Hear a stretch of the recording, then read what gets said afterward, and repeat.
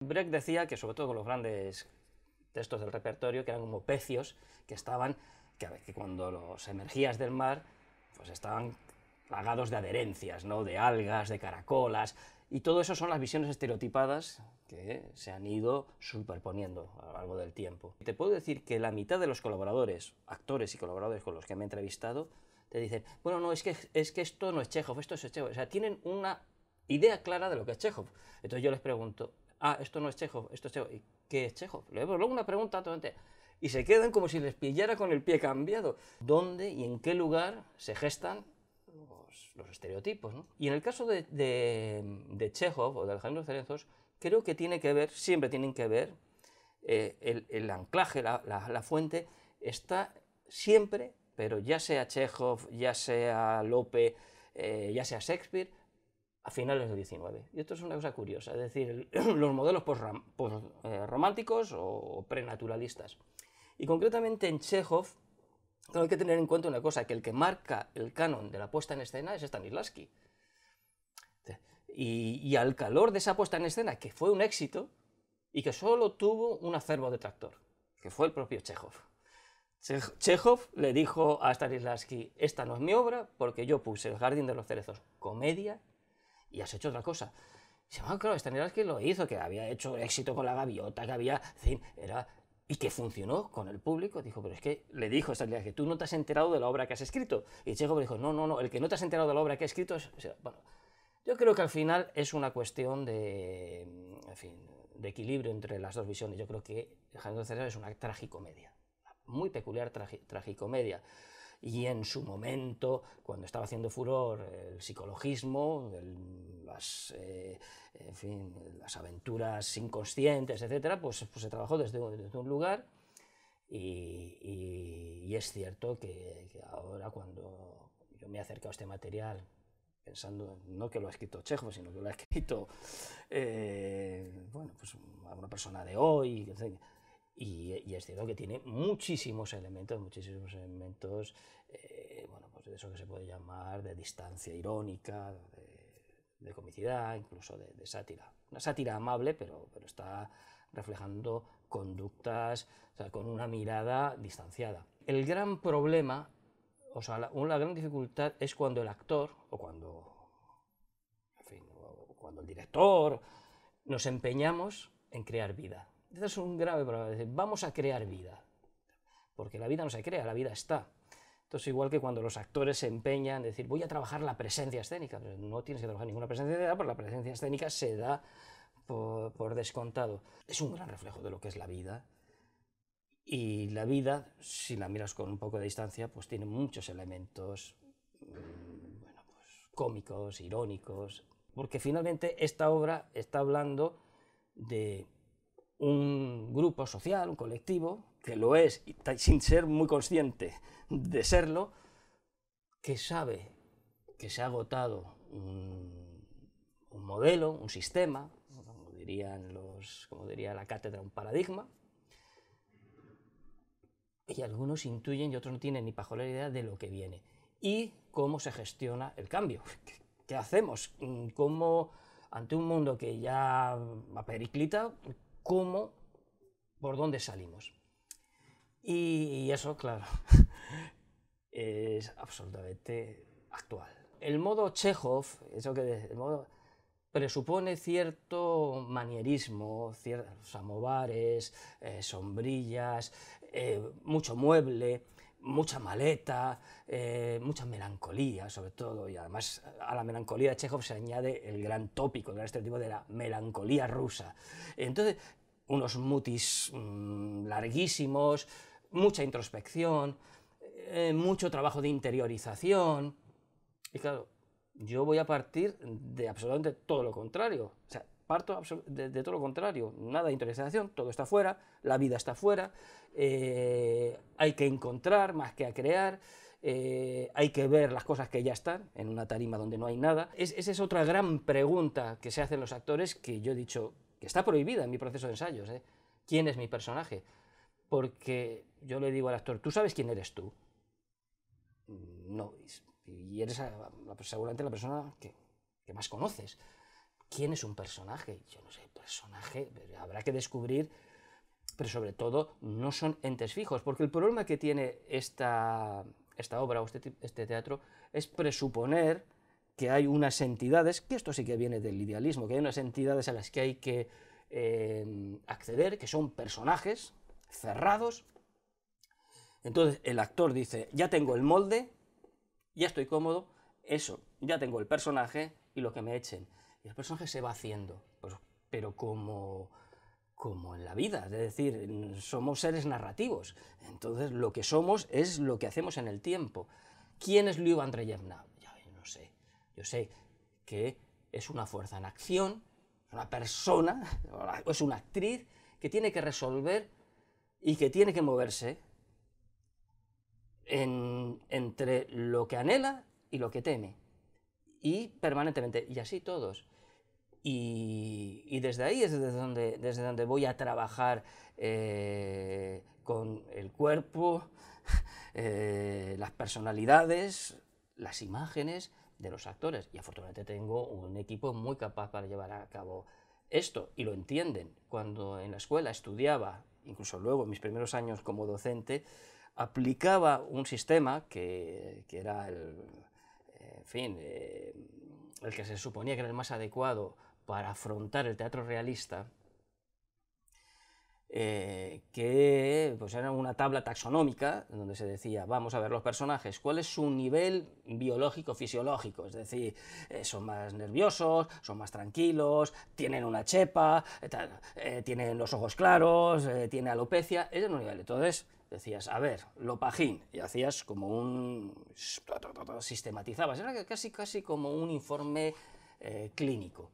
Decías, aspecto psicológico, entonces entrabas a partir de los datos de la obra, de los que dice el personaje de sí, lo que dicen los demás, entrabas en el aspecto psicológico, parece que tuvo una infancia tal, que viene de familia desestructurada, tiende a la bebida, esto no sé qué, su padre le maltrataba, entonces hacías como una cuadro, te aproximabas a un cuadro psicológico. Y luego tenías el aspecto social, que estaba muy en boga, ¿no?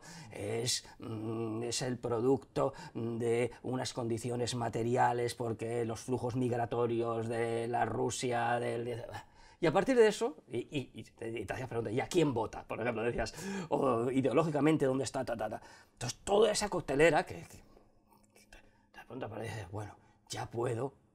Entonces, claro, cuando tenías todo eso, que era un fardo, el actor estaba ya sepultado.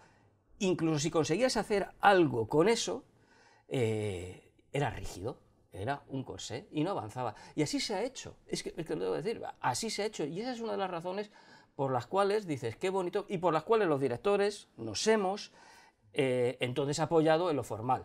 La sombrillita, la luz, la nieve que cae, la melancolía, el samovar. Porque si ya tienes eso rígido y la acción no avanza, sobre todo en este tipo de teatro, donde las cadenas agónicas, la acción, va por otro lado, no hay un, ¿sabes? No hay un cañamazo de acción muy definido, pues entonces apaga y vámonos, se estanca. Yo tengo cierta predilección por estas obras que llaman las obras últimas de los autores. Me parecen como testamentos, como que acrisolan toda una experiencia vital y artística, pero al mismo tiempo, y esto me sucedió lo mismo cuando hice Montenegro con las comedias bárbaras, que no es la última obra de Valle, pero sí están hablando del final de una época. El Jardín de los Cerezos puedes ver desde la clase emergente, desde el que ha sido campesino y venido a más, y que de pronto ahora mismo tal, al que ha sido aristócrata, venido a menos, y hasta el contable de la finca, en fin, tienes el estudiante que quiere cambiar el mundo, o sea, tienes además una gama que es muy diversa, y que además tiene serias concomitancias, o sea, muy claras concomitancias con personajes o con figuras del aquí y ahora. El teatro es una gran metáfora, los grandes autores, hasta los más naturalistas, lo saben, estoy pensando en Ibsen, el hogar, es decir, la chimeneíta esa con la lumbre de Casa de Muñecas, no es el calor del hogar, no es un mero elemento descriptivo. Chekhov lo sabe desde el jardín, el propio jardín, que no aparece, por cierto, el cuarto de los niños. Mi acercamiento al texto, como digo, ha sido desde el texto. Y mi pregunta, pero de una manera obsesiva todavía resuena en mí, es ¿por qué una familia que llega a una dacha, a una gran mansión, por qué sitúa toda la acción del primer acto y del segundo y del último acto en el cuarto de los niños? El elemento simbólico es tremendo. El cuarto de los niños con sus juguetes, el espacio donde uno se refugia para que no pase el tiempo, porque en la infancia el tiempo se detiene.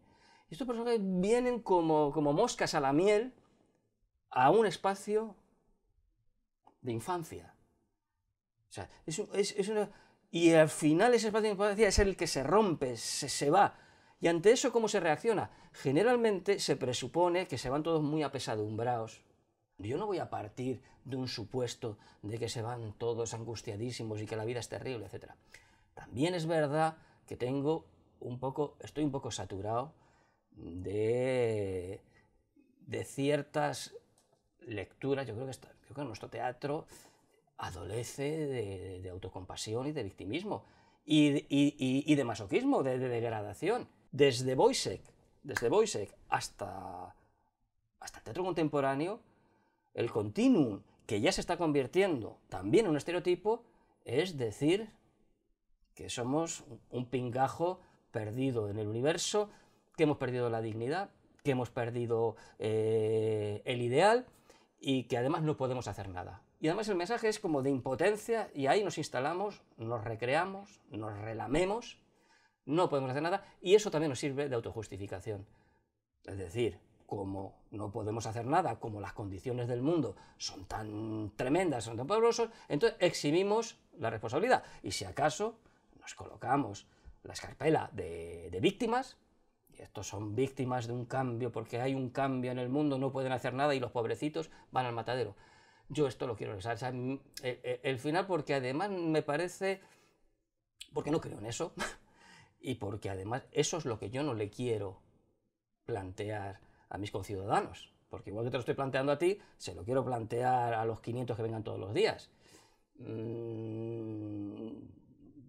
Tenemos una responsabilidad, afortunadamente, a pesar de todo. Es verdad que Chekhov, que la obra es muy vital, que Chekhov, por un lado, los personajes adultos juegan a ser jóvenes, y los personajes jóvenes tienen esa pulsión y ese compromiso con la vida. Para defendernos por vulnerabilidad, tratamos denodadamente de ser lo que no somos, de parecer, de investirnos de una máscara. Eso es constante. La obra empieza con los criados vestidos de señoritos, emulando las formas de los señoritos parisinos, etcétera, etcétera. Estos personajes, para que no se les confundiera con el campesinado y con una idea de la gran Rusia zarista ortodoxa que miraba más hacia Oriente, entonces miraban a Europa y sobre todo a París. En la época los sentimientos estaban más a flor de piel, igual que en determinadas sociedades. Es decir, si uno sentía celos, los manifestaba públicamente. Si uno sentía rabia, la manifestaba. Si uno sentía envidia, la manifestaba. Nosotros, en el mundo que vivimos, se define porque disimulamos con arte, o sea, con arte todo lo que nos pasa.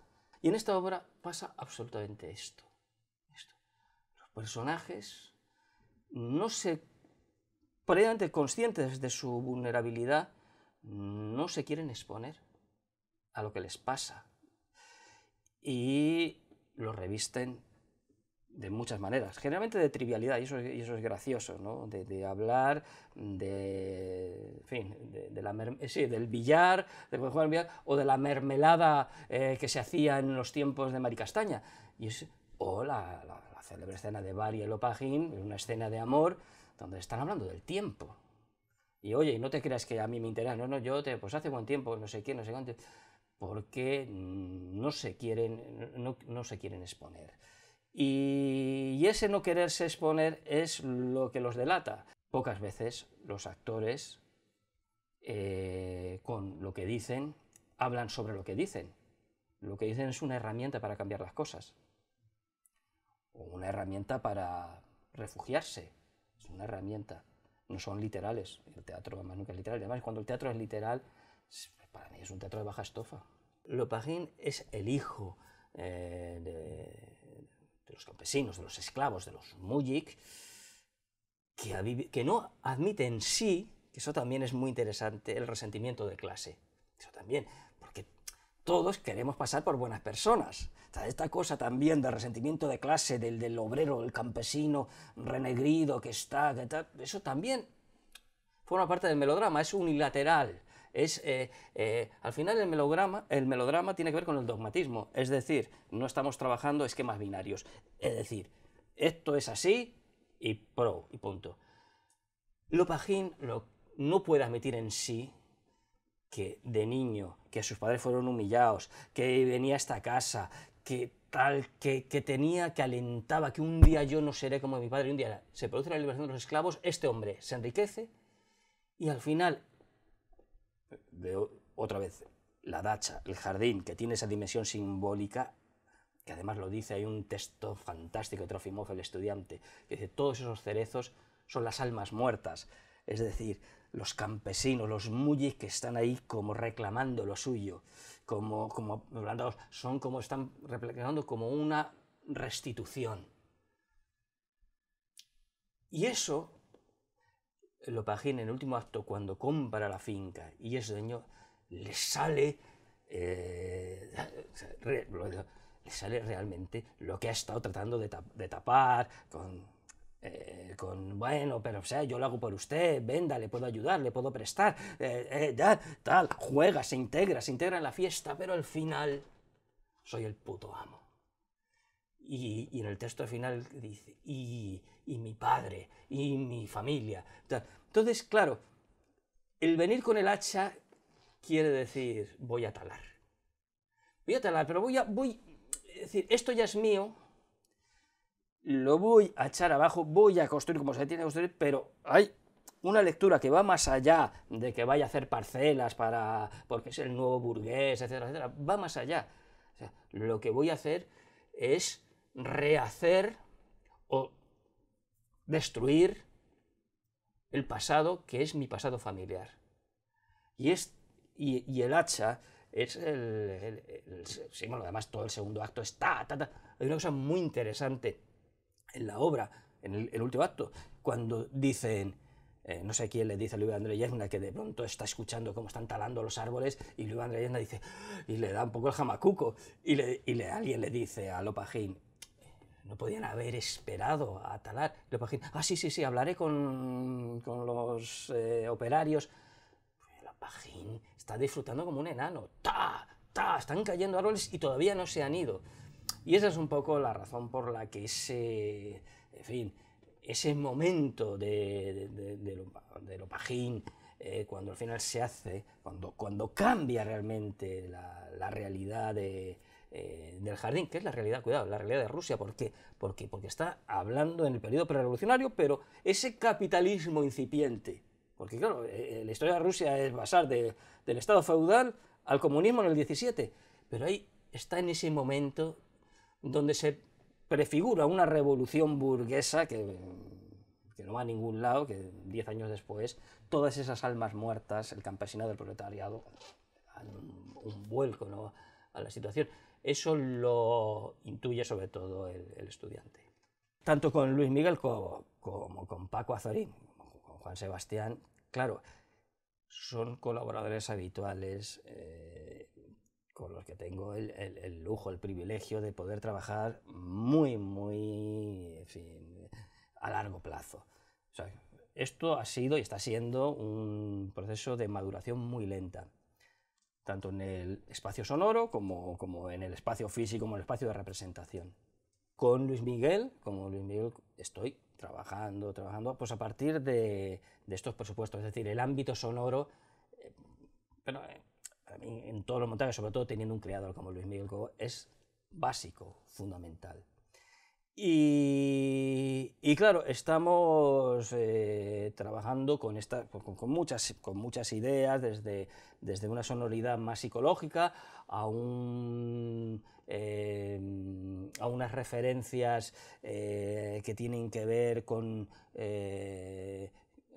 esa infancia, o ese mundo infantil roto. Pero estamos trabajando en muchas direcciones, pero sobre todo le da unas indicaciones, que es todo lo que te acabo de contar, pero sobre todo desde el primer día estaremos en este sistema de prueba y error, porque hay algo que también, bueno, que forma parte de la responsabilidad del director, o del cometido del director, que es la integración. Lo interesante, y eso lo se consigue con grandísimos colaboradores, artísticos y técnicos, porque el que pincha el efecto también, o sea, hay una cuestión de milímetros, de timing, tal, donde todo cristaliza y no estás viendo el efecto, el sonido, la interpretación, el recurso del director, cuando todo cristaliza, cuando todo no se sabe de dónde viene, cuando el signo se compacta. Eso yo con Luis Miguel Cobo lo logro muchas veces y es un lujo. Entonces sí, estoy trabajando con Luis. Con Paco llevamos, yo no sé si esto es uno de los trabajos, porque llevamos año y medio con reuniones periódicas, en un trabajo fascinante, sobre todo de despojamiento. Empezamos y tenemos aquí una propuesta de maqueta. Bueno, la goma de Milán es una dacha, pero lo voy a contar. Pero yo antes de entrar en ellos le dije, Paco es un hombre de teatro, aparte de un excelente escenógrafo, pues es un hombre de teatro integral. Y entendió, y fíjate que él tiene una gran trayectoria operística, etc. Le dije, Paco, aquí no hay escenografía, vamos a pensar que no hay escenografía, o yo quiero que empecemos a pensar en la relación de recepción, en la recepción. Esto, en ese peculiar teatro que es el Valle Inclán, ¿cómo van a estar los actores con respecto al público? ¿Cuántos va a haber? O sea, lo que me interesa es cuánto se va a ver, cuántos metros va a haber desde el último al primero. Esto es lo que me interesa. Y sobre eso estuvimos trabajando, es curioso, no estuvimos trabajando sobre vamos a hacer un decorado muy bonito del Jardín de los Cerezos, no sé qué. Entonces, vamos a ver. Y me traía cosas y tal. Y el que está aquí, ¿cómo ve? ¿Cuál es el ángulo de visual? Y estuvimos trabajando casi de una manera como arquitectónica. Esto está muy más elevado y tal. Y al final llegamos a una configuración en grada, donde de pronto, bueno, un poco lo que sé, casi está el espectador, la primera fila, a ras de suelo con el actor, y de ahí, en fin, una rampa ascendente. Una vez que esto lo tuvimos claro, entramos, bueno, pues acto por acto a ver la obra a partir de estos presupuestos. Y claro, la obra es fascinante y puedes llevar a cabo un desarrollo escenográfico brillante y sobre todo desde lo descriptivo. Entonces, y así surgieron propuestas de gran valor, muy brillantes desde el punto de vista plástico o escénico. Y empieza la pregunta, ¿esto qué añade al relato? O dicho de otra manera, ¿el relato gana o pierda con esto? Esto empieza a ser un poco ornamental, precioso, pues para que el público diga, ¡oh, qué bonito! Pero ¿qué añade al relato? Nada. Y es un creador tan sabio que entonces, Paco, pues nada. y así, quitar. Había un tren que atravesaba. Teníamos una. Y al final nos quedamos, por hacerlo corto, nos quedamos con una. Yo decía, porque yo le dije, mira, de entrada es que no hay ni maletas, es que de entrada no hay muebles. Entonces, ¿qué es lo que hay? Pues hay una tarima, que tiene muy especial, como las que diseña Paco, con, y esto que ves aquí, que las gomas estas de Milán son una dacha como una casa de muñecas. Es una casa de muñecas un poco más amplia, ¿no? Un poco más, en fin, mayores dimensiones, pero una casa de muñecas. Una casa de muñecas que se abre y de donde salen cosas. O sea, estamos trabajando a una escala de tal manera que Gayev, tradicionalmente, por ejemplo, en el primer acto, uno de los momentos más célebres es que le hace un gran panegírico al armario, tu armario centenario que has visto, tal, que es una cosa muy graciosa, que a mí me sorprende cuando veo que se hace en serio, porque decirle a un armario, tú, con esa retórica, tú que has vivido, no sé qué, brindo por ti, armario, es una cosa, a mí me hace gracia, yo no sé, bueno, el caso es que, ¿cómo lo vamos a hacer? Pues todo eso, todos los muebles, las camitas, el armario, tal, lo sacamos, lo extraemos de esta dacha. O dicho de otra manera, el cuarto de los niños no es más que una tarima y una casa de muñecas. Y ahí se organiza todo el primer acto. Es verdad que hay puntos de apoyo aquí, que son unas bancadas, para que además los actores en un momento dado, porque también esas cosas de las sorpresas que vienen de la estación, igual ya están allí. Aquí hay unos bastidores, y vamos a jugar también, ocasionalmente, con, y es un trabajo especial, muy cuidado, de proyecciones, que nos va a hacer Pedro Chamizo, y entonces vamos a proyectar en momentos muy concretos, vamos a proyectar en estos paneles y en todo lo que es el perímetro de la caja escénica. El primer acto es esto, y punto, es lo que vayamos necesitando. En el segundo acto, que es en el campo, esta tarima, por arte Birli-Birloque, se abre, se mueve sola, caerán unas hojas o no, y aquí lo que es la chácena del Valle Inclán, aquí tendremos como un set como de campo, que estará integrado con todo esto, y la dacha, que era juguete, aparece ya al fondo, en un juego de perspectiva, porque aquí tenemos muchos espacios del juego, como la casa de donde viene, entonces aquí ya estamos jugando con un juego de perspectiva. Pero el resto, o sea, el campo es esta tarima. De aquí aparecerá el mendigo este, ahí pone en transeúnte, alguien que se ha quedado dormido y saldrá de abajo, porque también es un personaje que, bueno, aparece, emerge de aquí, de un escotillón. El tercer acto, cuando hablan de la orquesta judía, que es una escena fascinante, muy dinámica, donde los personajes de Yalo Pajín están comprando la finca, ellos no se quieren dar por enterados, han hecho llamar a la orquesta judía que han escuchado en el segundo acto. La orquesta judía, de entrada, porque todas son propuestas, serán unos muñecos, o sea, como una especie de carillón o de caja de música que estará aquí. Este set se ha convertido aquí en el salón de baile, de tal manera que es como si viéramos un fragmento del salón de baile, de tal manera que todos están bailando por aquí, que no se les ve, pero de vez en cuando pues aparecen dos aquí borrachos, dos bailando. Y han bajado unas lámparas, efectivamente, unas lámparas, en fin, que tienen un diseño muy interesante, grandes lámparas que giran sobre sí mismas, y la propia maqueta, entonces, cosas, gira sobre sí misma. La propia maqueta gira. Y todas las escenas, estamos viendo gente bailando allí, gente aquí y aquí, jugándose los cuartos, nunca mejor dicho, pero en una especie de... o sea, es una escena muy cinética que se interrumpe cuando de pronto, aquí está él, con el hacha. ¿Quién lo ha vendido? Yo.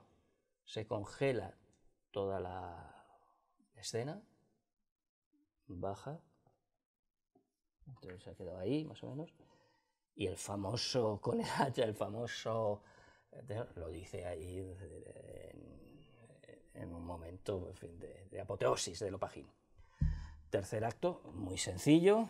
Todo esto son cuestiones provisionales que son puntos de partida, que el día 26 todo esto lo va a quedar grabado y luego se comparará con lo que al final queda. Son puntos de partida.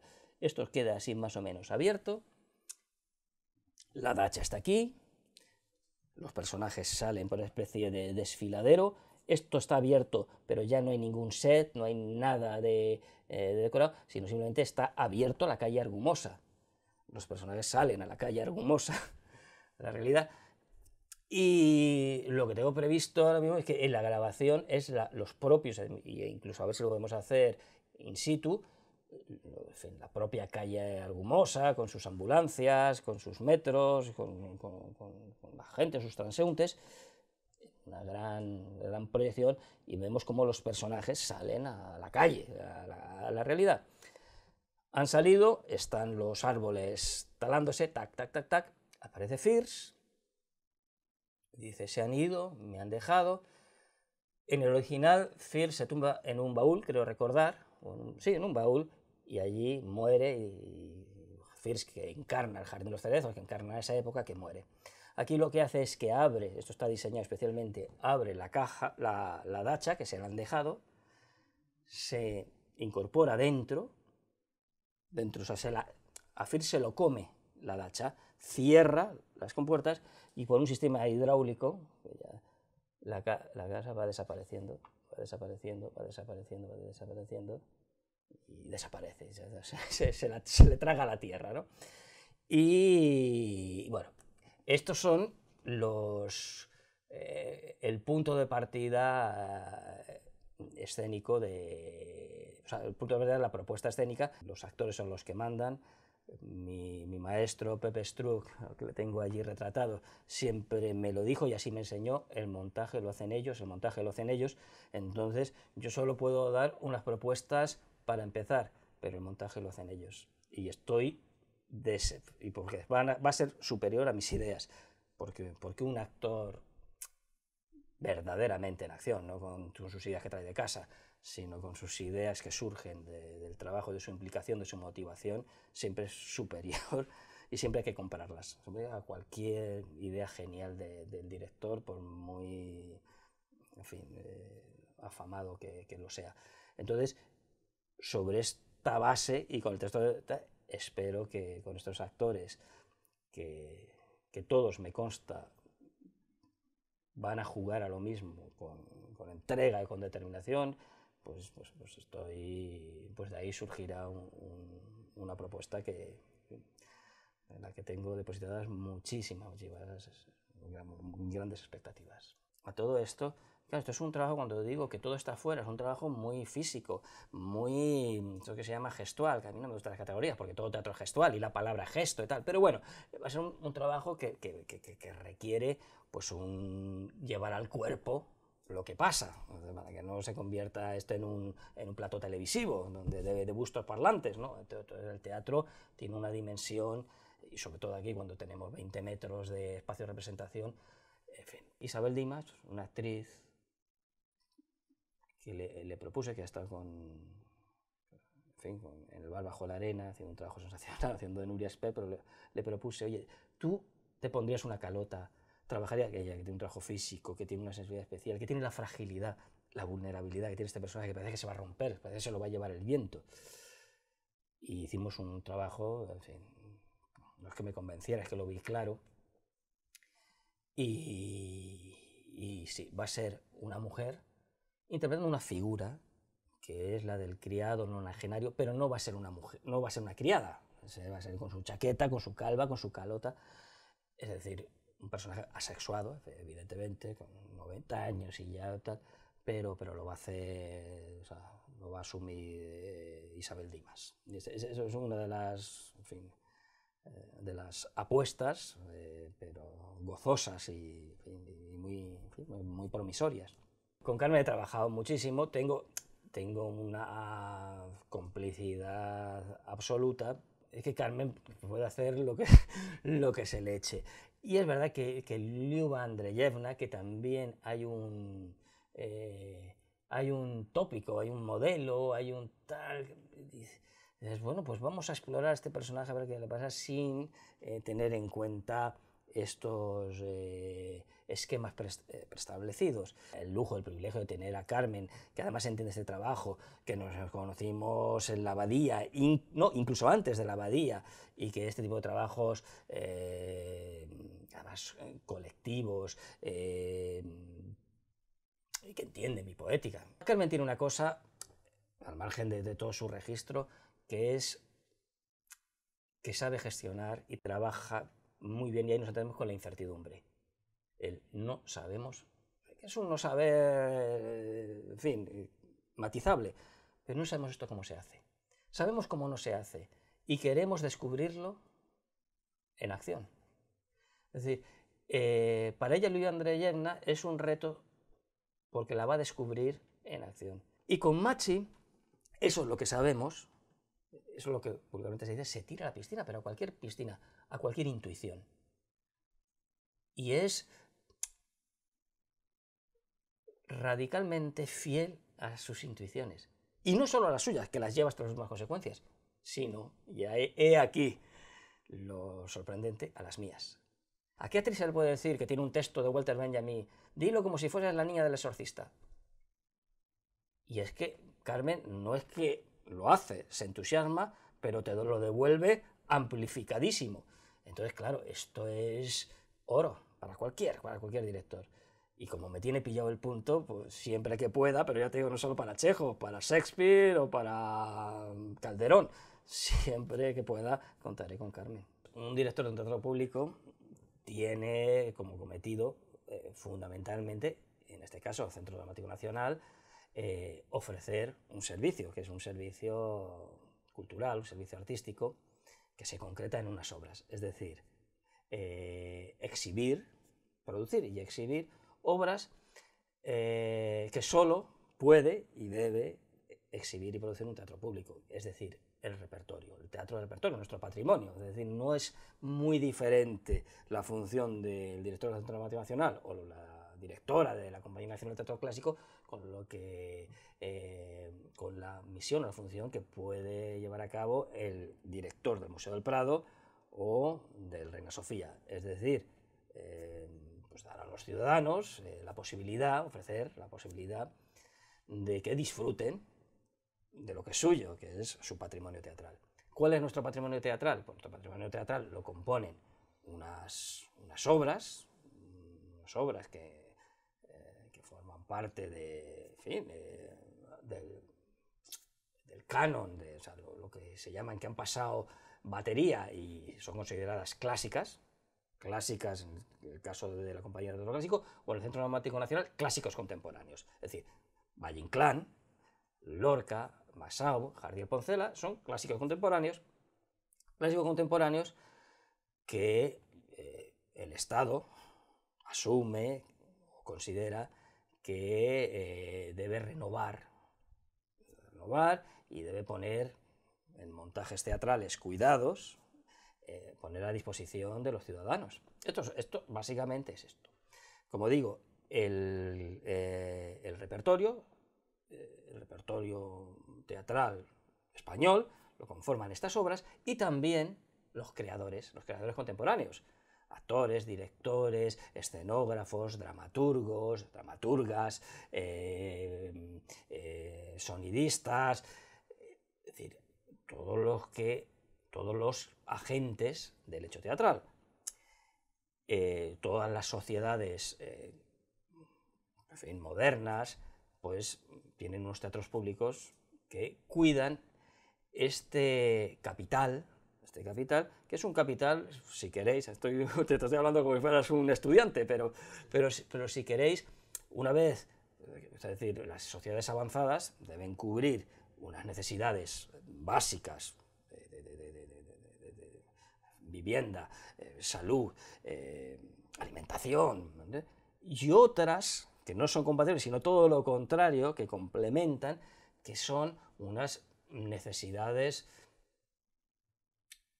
si quieres, intelectuales o simplemente de entretenimiento o de diversión, más que entretenimiento, de diversión en el sentido, es decir, de posibilidad de elaborar o de divertirse previamente contemplándonos o contemplando obras de arte. Las sociedades todos necesitamos, el viejo dicho de no solo de pan vive el hombre, que a mí me lo decían desde pequeñito, pues es verdad. Es decir, es alimento para el espíritu. Los teatros en ese sentido serían como gimnasios o como balnearios, incluso como centros de salud para el alma. para el alma individual y para el alma colectiva. Los teatros, como es un arte que solo lo podemos disfrutar, o lo disfrutamos individualmente porque nos aislamos y aquello que nos llega de una manera personal e intransferible, pero también la recepción del hecho teatral es colectiva. Y eso también nos procura un gozo, una sensación. Y esa sensación tiene que ver con una sensación de pertenencia, aunque siempre pertenencia universal a un sentimiento, a una pulsión, o más allá, o a una historia, o a un proyecto colectivo. Eso es lo que se llama ciudadanía, eso es lo que llama Estado, eso es lo que llama nación. Si nosotros vivimos en una nación, es porque tenemos un proyecto, aunque a veces sea difuso y España sea un país en ese sentido que a veces tiene problemas para reconocerse en un proyecto colectivo, pero a verlo haylo, porque está cimentado además, porque viene de lejos. Bueno, todo eso es lo que un teatro público, de una manera artística, ofrece.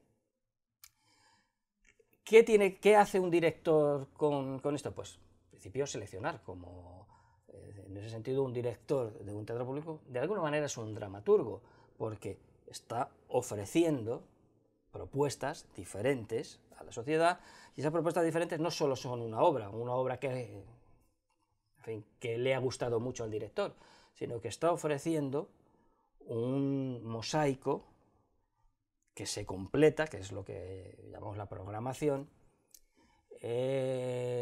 donde alternan desde obras, grandes clásicos del repertorio universal, a las voces más incipientes, porque una de las funciones del Centro Dramático Nacional también es impulsar, vislumbrar lo que dentro de 10, 20, 30 años serán voces consolidadas, ¿no?, del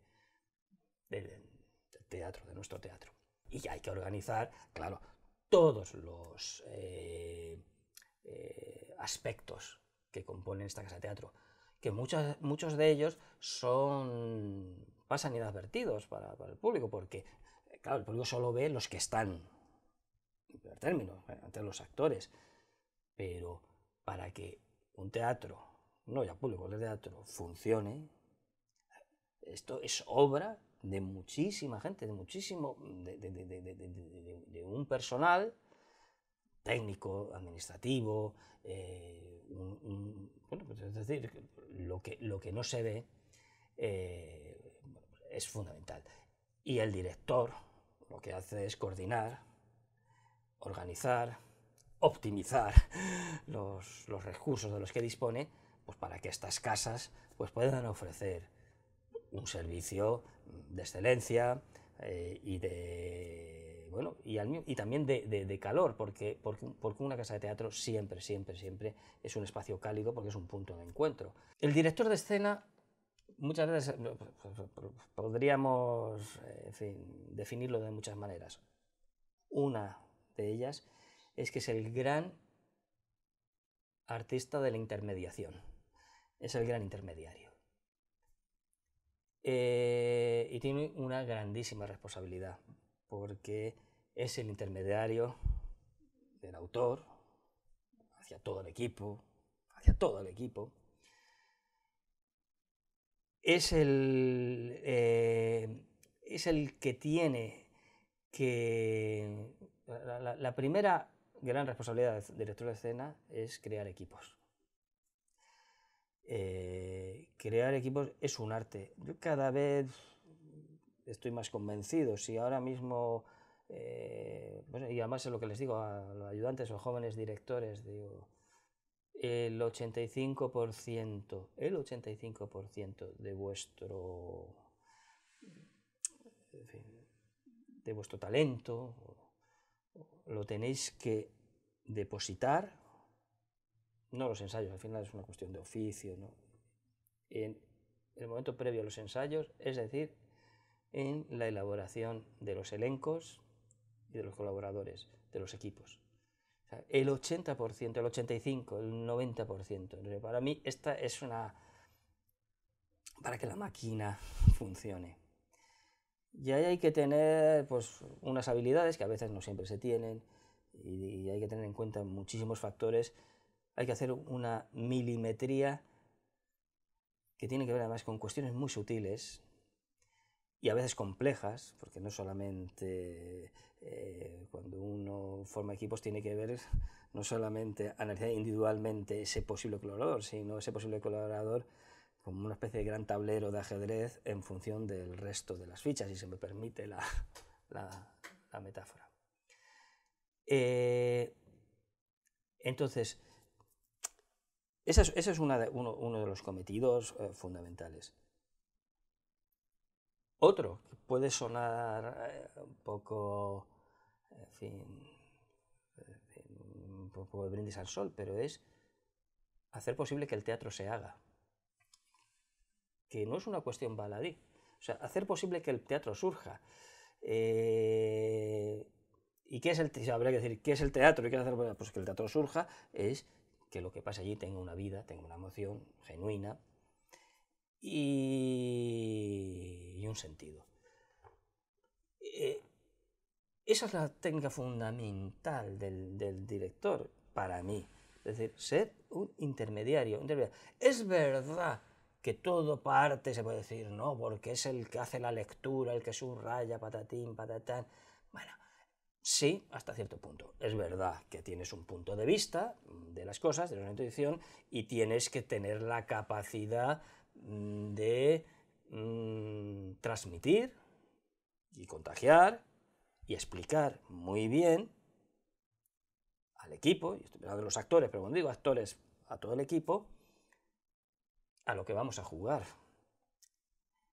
Y ese es también una de las funciones del director, saber persuadir en el buen sentido, es decir, saber convencer, saber dialogar, dejar clara la lectura, pero al mismo tiempo co-crear, porque el director es un co-creador, el director co-crea con el dramaturgo, co-crea con el escenógrafo, co-crea con el vestuarista, co-crea con los técnicos y co-crea con los actores.